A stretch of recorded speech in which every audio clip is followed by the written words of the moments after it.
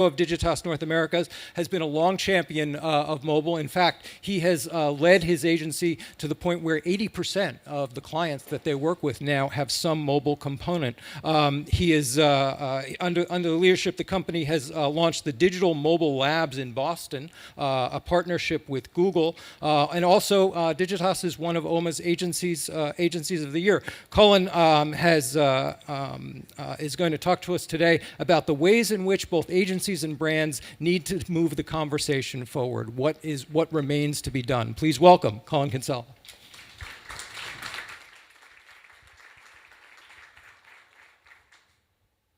Thank you, Steve, for that warm welcome. I'm on. Thank you. I enjoyed the panel before. Brian Maynard from Gen R is one of our clients. We're doing some very interesting work with Brian, and I love the subject of the first panel, which was about putting the customers first. And I think that's very true, but there's a lot of statistics out there now that make us believe at some levels that we're doing a better job than we are. I saw a statistic last week, I think many of you might have seen it. It said financial services spending in mobile was up 334%. And I thought, oh my God, like it's actually happening. Like we're actually doing much better in mobile. But then you realize that less than 1% of marketing spend is in mobile, and yet everybody has a phone, and everybody's on their phone all the time. So when we look at statistics, I look at consumption. What are people doing on their mobile phones? How are they interacting? Where are they interacting? And spend much less time looking at the percentage increases in spend, because you know what they always say about data. It'll tell you anything you want it to say if you torture it enough. So there seems to be a bit of we're not aligned here around what's happening with consumers, because pretty clearly consumers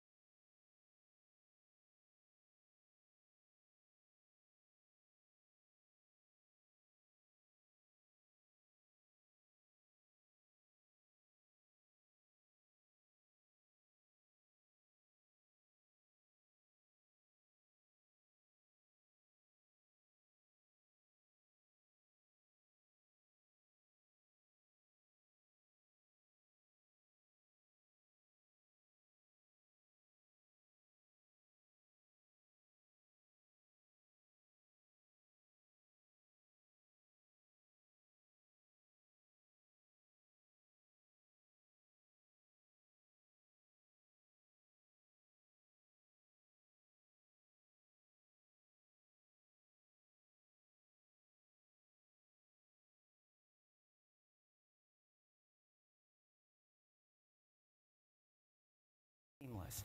And we're not ahead of that, we're actually behind that. And we need to start working, I think, much harder as a group to connect and to push forward. And I think a lot of the small companies that are out there that are starting out in Silicon Valley are a key place for us to start.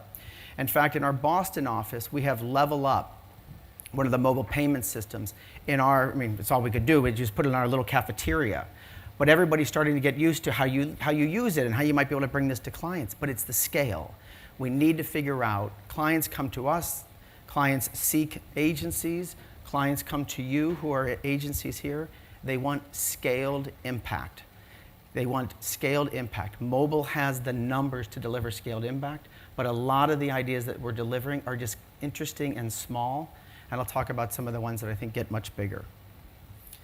The third is that we have to put mobile at the core, and I heard some of the conversation happening here. I think that is critical, and I think about it more as how do we not silo mobile? So a year and a half ago, we placed somebody in the audience here, Cha Chen, to lead mobile at Digitas, and my conversation with him is that I thought within 2 years, he would no longer be the head of mobile, because mobile would be like social. It would be a part of everything that we do within the agency. Yes, you need a core expertise, but you didn't need a leader of mobile because you weren't going out and selling mobile solutions. It would have already become part of the fabric of the agency, and that has not happened.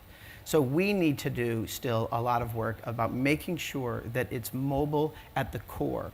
We used to say mobile first. I think many of you remember that. And maybe that was the wrong way to think about it. Maybe it should be more about mobile at the center, the nucleus of what you do, because all of these things move through mobile. People consuming much more content on mobile than they ever did before. And as 4G, not the 4G that is really 3G that they put a 4 in front of, but 4G, when 4G really comes, people will start interacting with much more rich content on their mobile phones than they are now. 90% of search leads to action. I think that these are statistics that really matter to me. That there are things that you can get at scale, like search, that lead to real business. There's a lot of things that we stopped talking about, like SMS. You know, that text messaging has a 100% open rate. Like, there are things that we tend to forget because we're always going after the next thing and chasing what they call, shiny objects. But we need to make sure that we are thinking much more holistically and really putting mobile at the core.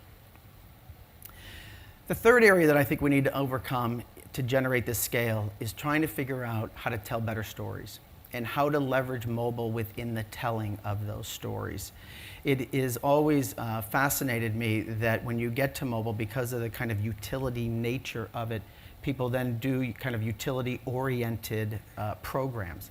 And yet purchases are made and brand relationships are built on an emotional quotient. And being able to deliver that emotional quotient with that utility is absolutely critical, and something that we have been doing quite a bit over the last 2 years, and I'll show you an example of one in just a second. But 80% of discretionary spending is going to be influenced by mobile and social by 2015. 80%. And if you listen to the examples this morning and you think of the things that you're working on now, I don't think we're influencing enough of that 80%. We have to figure out how to tell much bigger stories, and I want to show you an example of what we've done for one of our clients, American Express, and finding new ways to tell stories of how that brand can not only provide access, but can provide a ton more value than just, I can use it at a store and swipe a card. So let's take a look at this. Every day you tweet about the things you love. But what if those tweets could be more than just Express card with Twitter? Tweets about the things you love can save you money on the things you love. Here's how. First, sync your eligible card with your Twitter account at sync.americanexpress.com/Twitter. Of course, your account information will be kept totally private. Then, be on the lookout for special offer hashtags.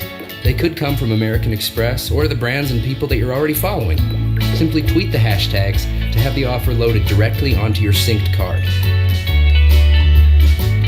Now, go use your synced card as you normally would. The savings will be applied as statement credits onto your account. No coupons, no printouts, no promo codes. It's that easy to sync, tweet, and save with American Express. To start saving on what you love, head to sync.americanexpress.com/Twitter. So you can see the incredible amount of value in that.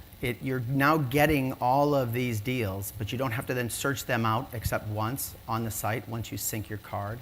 It comes off everything that we had done with American Express on Facebook with the same link, like, love. So I link my card. I tell you what products I like that you have deals on. And then I love the experience every time I use my card, swipe it, I get a text that says, you just saved $2 at Dunkin' Donuts because you spent $10 in the last 2 sessions here. Or you go to the US Open and you buy $50 worth of goods and you get a text that says you just saved $25 and they give you the credit on the next statement. But I think these are areas in which we are leveraging new tools out there, Twitter, for example, in this case. So when you tweet something you love, all of a sudden it becomes connected to your card and you can swipe it. And speaking of the data before, we are a very data-centric agency. And being able to then track that data and figure out who's doing what and where the influencers are within that arena is incredibly important for us to generate the kind of scale that we need with American Express. So the 3 things I would leave you with is 1, set mobile free. Really work to connect all of your programs through mobile. When a client comes and says, I just want to do X, don't let them just do X. Make them expand their view. Make sure it is more connected to everything that you're doing from a marketing and communications perspective for those clients so that mobile is at the core of everything you're doing. If we present anything that doesn't have mobile in it, we know we are making a mistake, and we have to find ways to get those budgets better connected. And then tell great stories, because I think with brands, the emotional matters. And telling a great story, providing real value. The phone is such a utility. People want to do things with it. You have to allow them to do something with their phone. So within the stories, what can I do? I'm right here. Tell me what I can do with my phone. I expect to get real value from anything that you deliver to this device that is much more a value, utility-oriented, value-oriented device than a PC, which is an information, I'm learning about something device. And when you're on the phone, it has to be different. It has to have a different point of view. And that's what the stories have to keep turning toward that point of view. I would leave you with 2 things. 1, if you have a siloed mobile budget, you are destined for an epic failure. It doesn't work. Clients come to us and they say, I've got X thousands of dollars to do a mobile plan. We say, don't do that. Just put it in the overall marketing plan and let's figure out if you have another agency that's a mobile agency, we will work with them. But it has to be part and parcel to everything we're doing. Clients don't come to us and say, here's a social budget. They come to us and say, how do I connect with my consumers where my consumers are? We need to help them do the same thing within mobile. And I think this is a big area that is hindering our growth, that we have these siloed mobile budgets. And we have to break that down as an industry. And finally, I would simply say that from my perspective as an agency, to the clients in the audience, to our partners in the audience, we have to work together. We have incredible opportunity in front of us. 50% of all internet consumption is going to be on mobile devices. Less than 1% of the spending is currently there. We have an incredible opportunity to close that gap. And I look forward to working with all of you in this endeavor to really drive and really leverage the full potential of this opportunity. Thank you very much. We have time for questions. Colin, operationally, how are you making that move?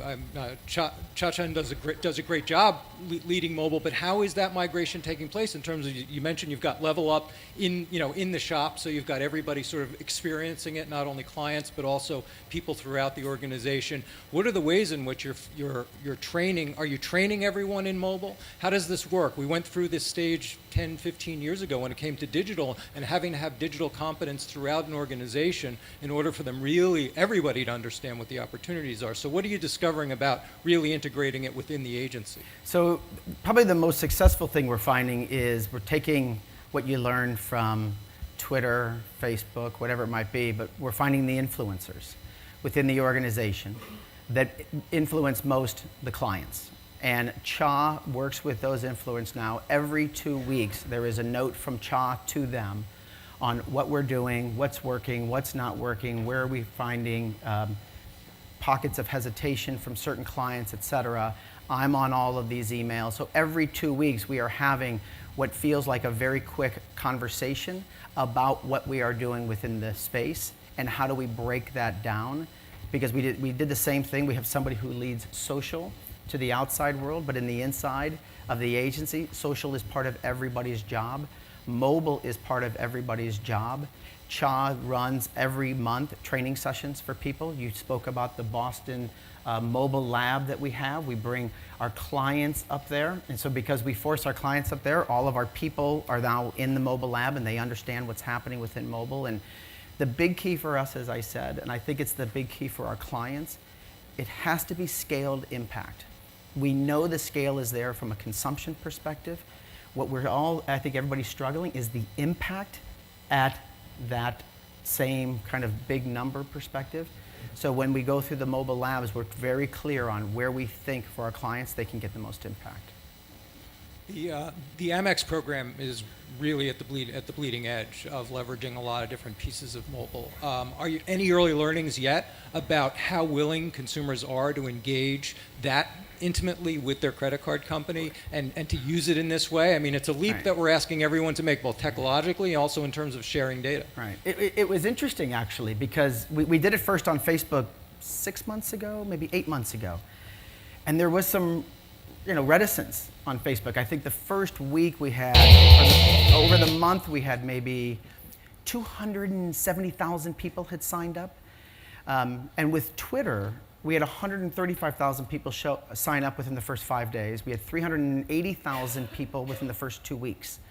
So somehow signing up with Twitter seems safer than signing up with Facebook. So I thought that was interesting. But you still have that reticence, people wanting to sign up. But I think for us as an industry, it's just even that 6 months to 8 months. I'm making the maybe association that maybe I wasn't sure to put it on Facebook, but I'll put it on Twitter. But it could have just been in those 8 months. People are like, you know what? I trust it. And that trust factor is kind of increasing. And because of that, more people signed up for this in a shorter period of time than Facebook. And my assumption is that we will get to more scale, the more programs that come about, and then the less news you have of something bad happening. Colin Kinsella, thank you very much. Thank you very much.